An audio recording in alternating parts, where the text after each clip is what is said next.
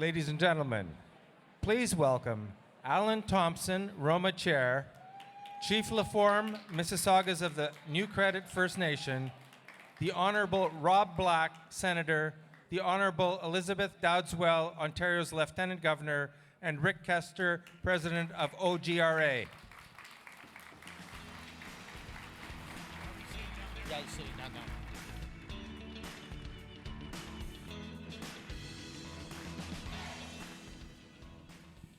Well, good afternoon, everyone. Delegates, welcome to the Rural Ontario Municipal Association Conference. We're here to explore how rural Ontario is moving forward. And if I can ask everyone to please remember to turn your devices to either to silent or to off or to vibrate. Our first order of business is please join us in singing O Canada. If everybody can please rise.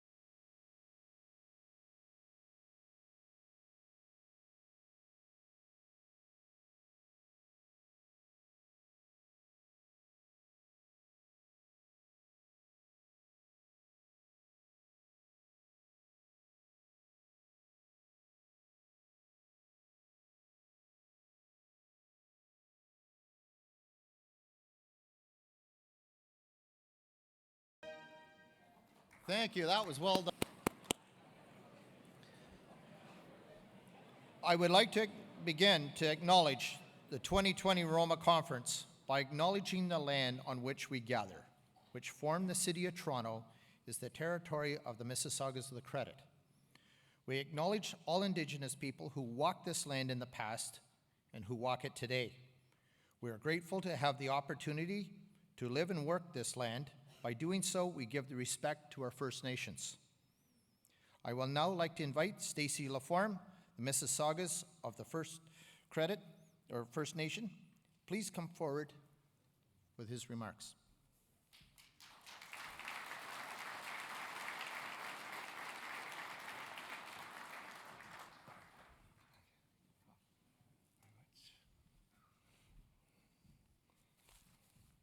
Wow, it's bright.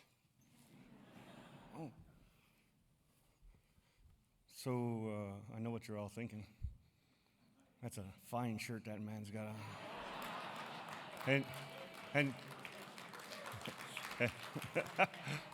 the shirt always gets more applause than I do. I'm not. So I'm going to tell you that the longer I stay up here, the more you gentlemen are going to think to yourself, I can pull that shirt off. I'm here to say, no. Ani, Baju, Nagani, Nishtabekinini, Stace Laforme, Disnakaz, Credit Dunjaba, Mainga Dodum, Mississauga, Nishnabe Dowell. I just told you where I'm from, what my name is, what my clan is. And you see, my mother is Mohawk from Six Nations, and my father's an Ojibwe from Mississaugas. And if you know about the clan systems, and everybody knows a little bit about clans because, we're all starting to learn more and more about the Indigenous culture. So if you know anything about the clan systems, you know that the Mohawk people follow the mother's side. And so if I follow my mother, I'd be Wolf Clan. And the Mississaugas follow the father's side. So if I follow the father's side, I'd be Turtle Clan. So I choose to follow the wolf because sexy. No, I'm kidding. If there are any turtles in the room, I'm sure you're lovely. I'd like to acknowledge the Creator, the world around us, and our place within it.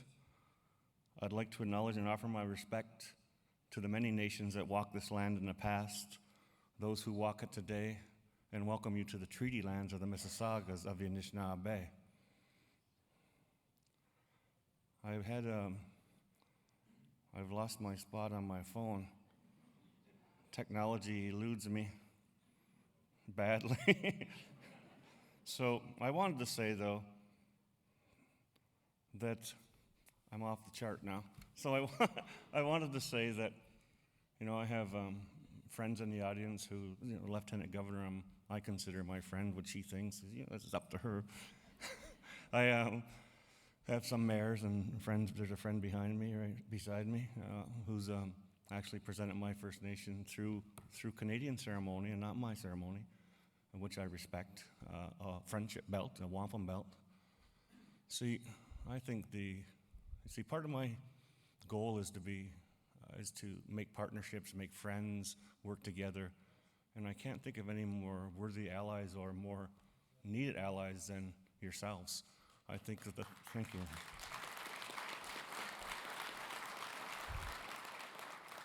I think it's past time we came to realize exactly, the issues we face are similar, and the things we bring to the table from either side can help each other grow and get things accomplished that we can't do on our own. So I'm looking to make friends and partnerships with many of you in this room today, and I hope we can build on that. So, Miigwech, and have a great conference.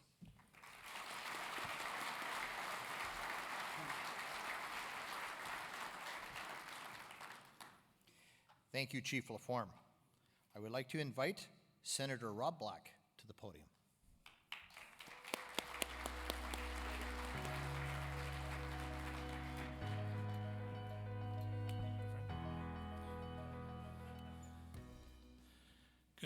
Good afternoon, everyone. Your Honor, distinguished guests, everyone in the audience. Bon après-midi à tous. Je suis très heureux d'être ici avec vous aujourd'hui. I'm very happy to be here with you today. As some of you know, rural community development and municipal government are very important to me and very close to my heart. Ontario is made up of hundreds of communities that work together to make our province successful. Ontario has big cities, small hamlets, and everything in between. Neither is better than the other, but living in rural communities often offers or presents challenges that we might not face living in an urban setting. For example, and I know this is close to your heart, people in rural communities face challenges in accessing reliable broadband internet. In an increasingly technology-driven world, people who don't have access to fast, reliable broadband services are missing out. It affects students who need high-speed internet to do research and complete assignments. It affects a wide range of people, farmers who can't use certain new technologies, rural small businesses who want to be competitive, retired individuals who want to manage their family funds, families who want to keep in touch over long distances. And unfortunately, it disproportionately affects Indigenous peoples. This is one issue that the current federal government has made some commitments to address and was specifically referenced in the mandate letter for the Minister of Women and Gender Equality and Rural Economic Development. I'm optimistic that they will follow through on that mandate. Last spring, the government highlighted rural issues by creating a Minister of Rural Economic Development, and I know she was here at your last conference. However, in their new mandate, that portfolio has been amalgamated with another and doesn't have its own ministry. I still hope that the role will be effective in addressing your issues. It is my absolute honor and privilege to sit in the Senate of Canada, and I want you to know that I take my role very seriously. My commitment to rural, my commitment to agriculture, my commitment to youth is unwavering and are the lenses that I use when undertaking my work in the Senate. I know there's lots to talk about over the next few days, and so I'll leave my remarks at that. Thanks very much for inviting me to speak today. It's a pleasure to be here. Merci beaucoup, Miigwech.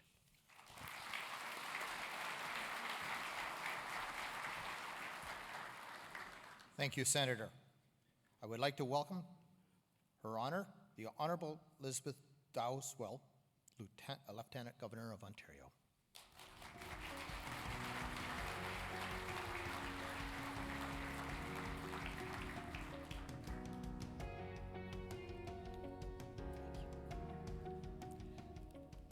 Thank you very much, Your Worship, Senator Black, Chief Laforme, everyone.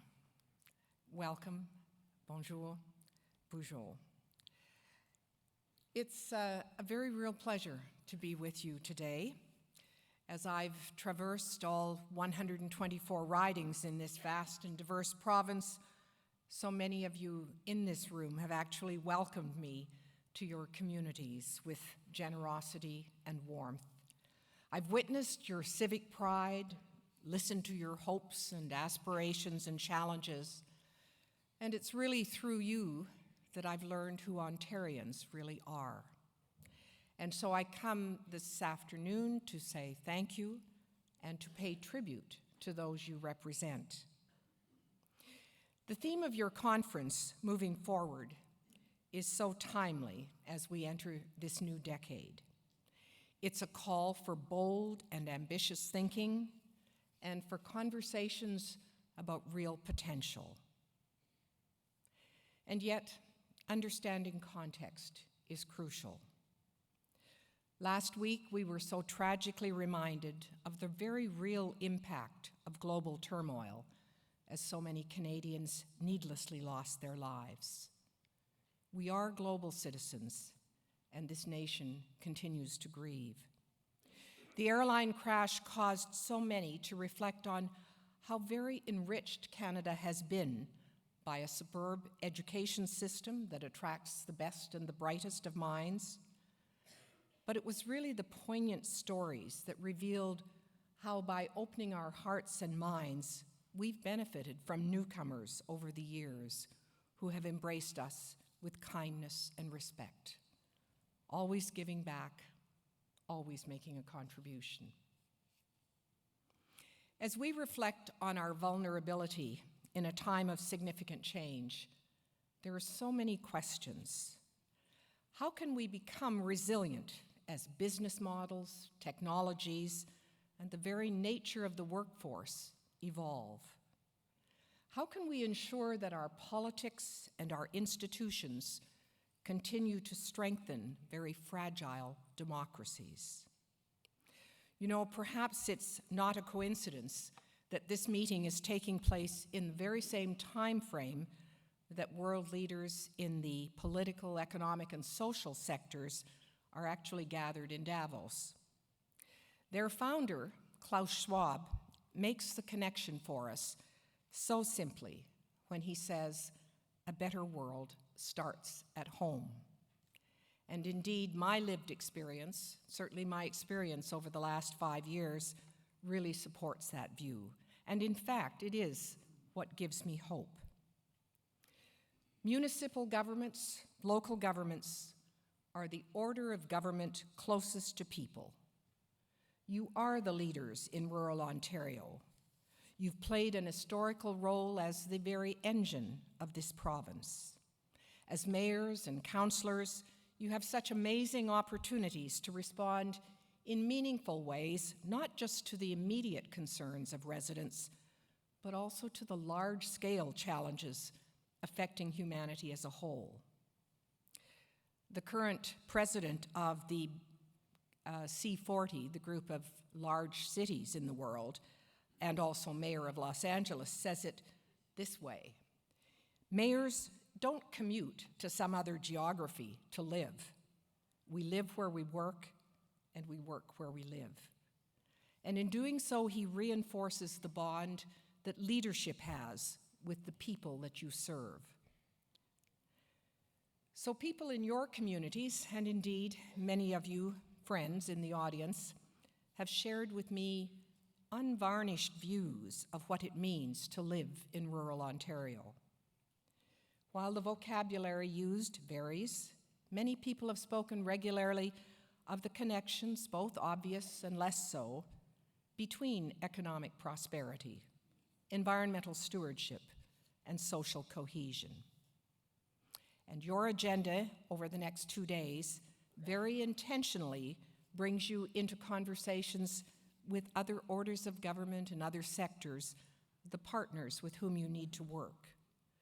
You'll hear about the promises and opportunities of technological innovation, and you'll surely hear of challenges, the opioid crisis, human trafficking, and an aging population. You'll hear as well, and you're perhaps preoccupied with the essential but sometimes mundane daily issues of making sure that roads are plowed so residents can get to school and work. But those concerns are also supplemented by how are we going to benefit from new technologies? How do we attract sources of investment and diversify our economies in response to the changing nature of work? And people are counting on you to take a broader and long-term perspective as well. I mentioned at the beginning that you inspire hope. And after 5 years, I could tell you so many stories of sustainability in this province, stories of which we can be proud. And although it's a bit of a risk, I want to take a moment to tell you just a couple of those stories. In Peterborough County, for example, an intriguing and welcome development has been the signing of a friendship accord between First Nations municipalities and local economic development authorities, making real progress on the path of reconciliation. In Thunder Bay, where I recently spent New Year's, you can ask me later about what one does on New Year's Eve in Thunder Bay. Thunder Bay has a library that has emerged as an unlikely hero with a bold commitment to decolonize their policies and services. So it's become a space that welcomes everyone, librarians, social workers, nurses, and a partnership with the Anishinaabe Employment and Training Services. No longer a traditional library. And then there are stories of the search for economic prosperity. In Bradford, West Gwillimbury, I met the most amazing third and fourth generation young farmers. They raised concerns ranging from the lack of broadband high-speed internet to encroaching development on productive farmland, to the whiplash that's caused by changing consumer food fads. But these well-educated young people were concerned and confident that if these challenges could be addressed, then the responsibility that has been entrusted to them by earlier generations to provide economic and social well-being in their small communities could indeed be realized.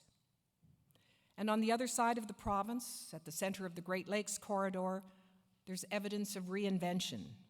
Sarnia-Lambton established the Sarnia-Lambton Biohybrid Chemistry Cluster. They've used existing infrastructure from the traditional petrochemical industry, resources from the agricultural surroundings, and skilled laborers from the college. And very proudly, that community is evolving from a period of economic decline and environmental degradation into a center for bioindustrial research and the development of newer eco-friendly technologies. And so many of you will be very familiar with the transformation of communities because of mobility. For some, it's an influx of retiring baby boomers seeking a lower cost of living in your communities, and the impact on infrastructure and housing is substantial. But I've seen how communities such as Clarington, Burlington, Belleville have come up with creative and inclusive ways to adapt. And then it's a case of outmigration. When faced with declining population and tax base, the people of McTier in the township of Georgian Bay tell a compelling story of determination to keep what is at the center of their community life alive, and that's the public school. They made inclusion and accessibility a priority, creating, among other changes, a special sensory room for students who might struggle with attention and focus. Here's a small, very small, rural community with the most contemporary of thinking. And I dare not even touch on the multitude of stories related to environmental stewardship, from cleaning up shorelines to supporting aqua hacking research, planting trees, the development of policies and programs that address climate change. There's no doubt in my mind that communities are taking action. And in fact, some cities and towns have actually had action plans in place dating back to the 1990s, which for me underlines just how local governments are often the first ones to recognize and respond to emerging issues. And none too soon. I saw firsthand the consequences of extreme flooding this past spring when I visited Clarence Rockland and Constance Bay, for example. Well, the bottom line is that there is no magic formula for tackling what some of us have called the world's to-do list of sustainability. We can certainly learn from others. The World Council on City Data, which is working to help all municipalities make data-informed choices as they develop their responsive policies. But we can also learn from you in this room. And through sharing our own experiences, we can make a significant contribution to the global dialogue as well. The challenge of addressing inequality and poverty, the contradictions that are inherent in creating decent work at home while still seeking emerging markets abroad, and the difficulties of balancing both the dark and the bright sides of technologies bring those of you in this room some very hard choices. Some of the answers lie in building networks of support and expertise, as you're going to be doing today.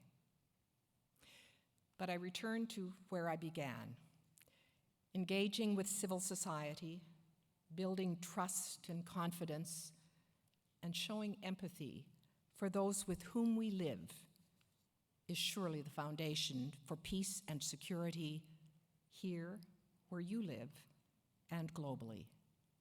But it does start at home. I wish you the best of luck in these couple of days and beyond. Thank you very much for allowing me to spend some time with you, and miigwech.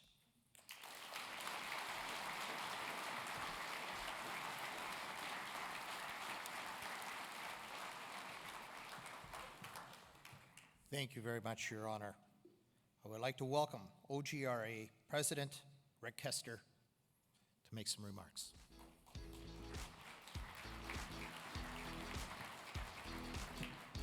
Very much.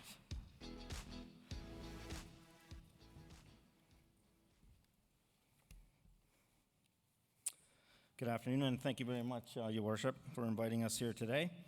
The Ontario Good Roads Association is proud to be celebrating 126 years this year. OGRA represents the interests of all 444 municipalities, 417 of which are paid members, and we also have 16 First Nations members as well.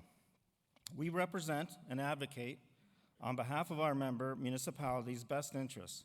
As per our mandate, we aim to advance the infrastructure and transportation interests of our members through training, advocacy, and services. We provide affordable and accessible education and training services. One of our award-winning training and education courses, Snow School, for instance, was held this past September in Alliston, which was filled with over 150 students and received very positive media attention from local news outlets. Our first Eastern Road School was held in Kingston, which was another win for us, which covered topics like managing human resources, signs and lines, creating positive guidance for Ontario drivers, and covered our well-known TJ Mahoney Road School maintenance section. Next up is our Guelph Road School, which usually sees over 900 students in our seats. In 2020, we hope to start live streaming some of our courses to Northern Ontario to help our northern members access our award-winning training programs without the costly expense of sending your staff to the GTA. Our Advocacy Day efforts at Queen's Park in November was a huge success. We met with more than 60 members of the provincial parliament and requested the province to mandate the use of recycled asphalt pavement into our road construction projects. We also asked for the province to make reforms to the municipal class environmental assessment process. As we all know in this room, many of our municipal projects are resulting in long delays and significantly increasing costs.